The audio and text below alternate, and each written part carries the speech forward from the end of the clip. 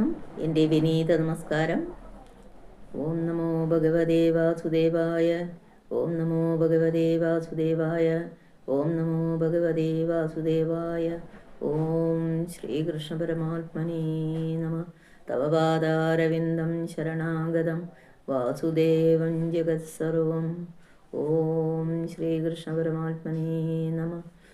തവ പാദാരവിന്ദം ശരണാഗതം വാസുദേവം ജഗത്സർവം. പീതാംബരം കരവിരാജിതശംഖുചക്ര കൗമോദഗീ സരസിജം കരുണാസമുദ്രം രാധാസഹായം അതിസുന്ദരമന്ദഹാസം വാതാലയേശമനിശം ഹൃദി ഭാവയാമി. ശ്രീമദ് ഭാഗവതത്തിലെ 1-ാമത്തെ സ്കന്ധത്തിലെ 2-ാമത്തെ അധ്യായത്തിലെ 21 തൊട്ടുള്ള ശ്ലോകങ്ങളുടെ അർത്ഥവും സാരവും പറയാം. ശ്ലോകം 21. വിദ്യതേ ഹൃദയഗ്രന്ഥി ഛിദ്യന്തേ സർവസംശയാഃ ക്ഷീയന്തേ ചാസ്യ കർമാണി ദൃഷ്ടയേവാത്മനീശ്വരേ. വിദ്യന്തേ ഹൃദയഗ്രന്ഥി ഛിദ്യന്തേ സർവസംശയാഃ ക്ഷീയന്തേ ചാസ്യ കർമാണി ദൃഷ്ടയേവാത്മനീശ്വരേ. ഹൃദയഗ്രന്ഥി വിദ്യതേ, ഹൃദയഗ്രന്ഥി ഭേദിക്കുന്നു. സർവസംശയാഃ, സർവങ്ങളായ സംശയങ്ങൾ. ഛിദ്യന്തേ, നശിക്കുന്നു. ആത്മനി, ആത്മാവായ. ഈശ്വരേ, ഈശ്വരൻ. ദൃഷ്ടേ ഏവ, ദർശിക്കപ്പെട്ടപ്പോൾ തന്നെ. അസ്യ, ഇവൻ്റെ. കർമാണി, കർമ്മങ്ങൾ. ക്ഷീയന്തേ, ക്ഷയിക്കുന്നു. ഭഗവത് തത്വവിജ്ഞാനം എന്നാൽ എന്തെന്നും അതിൻ്റെ ഫലം എന്തെന്നും വിവരിക്കുന്നു. സർവീശ്വരനായ ഭഗവാൻ തന്നെ ആത്മാവായിരിക്കുന്നവൻ എന്നുള്ള പ്രത്യക്ഷമായ അറിവ്, അപരോക്ഷാനുഭൂതി തന്നെ തത്വജ്ഞാനം.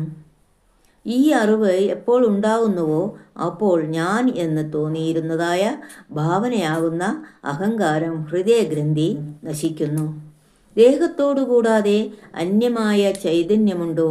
ഉണ്ടെങ്കിൽ ആ ചൈതന്യമോ ദേഹമോ ഞാൻ എന്നീ വിധമുള്ള അസംഭാവന, വിപരീത ഭാവന എന്ന് ദോഷരൂപങ്ങളായ സംശയങ്ങളെല്ലാം നശിക്കുന്നു. ഇതിനാൽ ബലത്തെ കൊടുക്കാനായി ഒരുക്കമുള്ള ഇവൻ്റെ കർമ്മങ്ങൾ അഥവാ സഞ്ചിത കർമ്മങ്ങൾ എല്ലാം ക്ഷയിക്കുന്നു. ഈ അവസ്ഥയാണ് മോക്ഷം. ശ്ലോകം 22. അതോ വൈ കവയോ നിത്യം ഭക്തിം പരമയാമുദ വാസുദേവേ ഭഗവതി കുർവന്ത്യാത്മപ്രസാദനീം. അതോ വൈ കവയോ നിത്യം ഭക്തിം പരമയാമുദ വാസുദേവേ ഭഗവതി കുർവന്ത്യാത്മപ്രസാദനീം. അതാ, ഈ കാരണത്താൽ കവയഃ, കവികൾ, നിത്യം, എപ്പോഴും, ഭഗവതി വാസുദേവേ, ഭഗവാനായ വാസുദേവനിൽ, പരമയ, ഏറ്റവും അധികരിച്ചതായ, മുദാ, സന്തോഷത്തോടുകൂടെ, ആത്മപ്രസാദനി, മനസ്സിനെ പ്രസാദിപ്പിക്കുന്നതായ, ഭക്തിം, ഭക്തിയെ, കുർവന്തി, ചെയ്യുന്നു.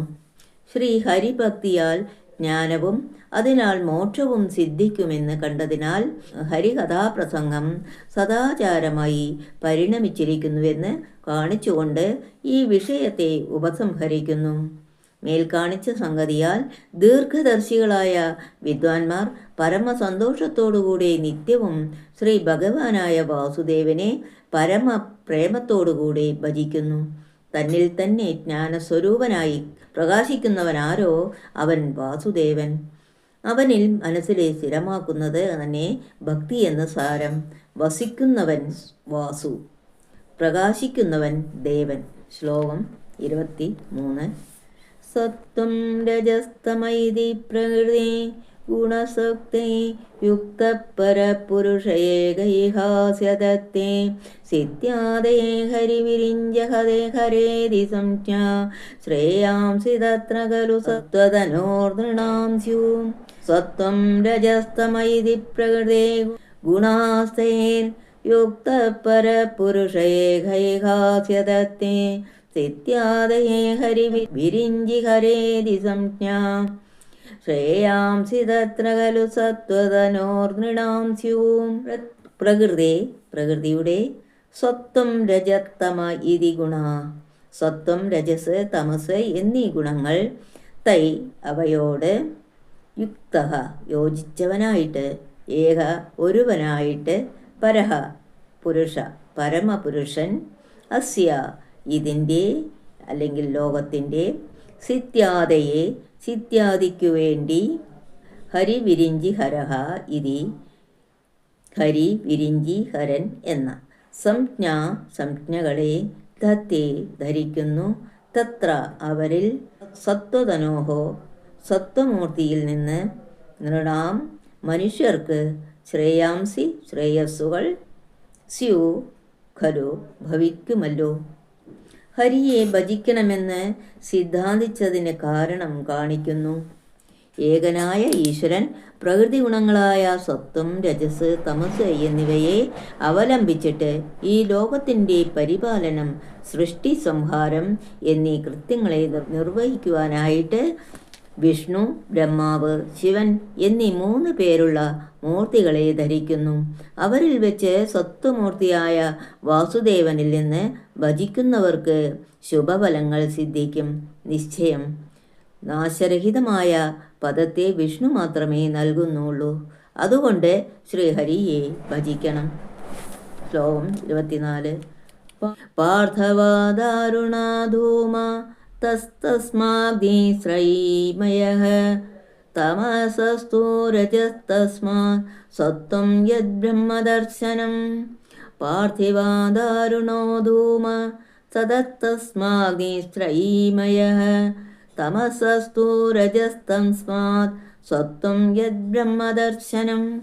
പാർത്ഥിവ പൃഥിവി വികാരമായ, ദാരുണഃ ദാരുവിൽ നിന്ന്, ധൂമഃ പുകയും, തസ്മാത് അതിൽ നിന്ന്, ത്രയീമയ വേദോക്ത കർമ്മഹേതുവായ അഗ്നി വന്നിയും ഉണ്ടാകുന്നു.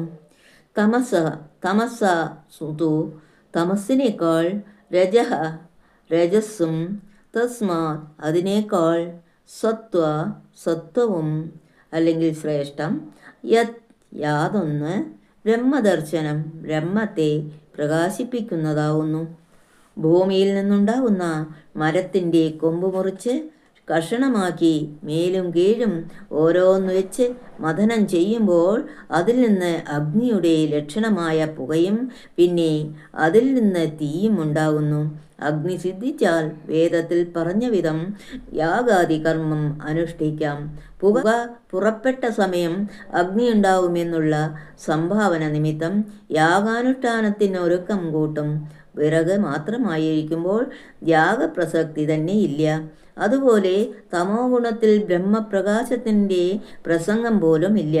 രജസിൽ അതിനേക്കാളുമുണ്ട്. കർമ്മശ്രദ്ധയുണ്ടാകും. അപ്പോൾ അത് അല്പം ബ്രഹ്മപ്രകാശമായി. സത്വഗുണം ബ്രഹ്മത്തെ തികച്ചും പ്രകാശിപ്പിക്കും.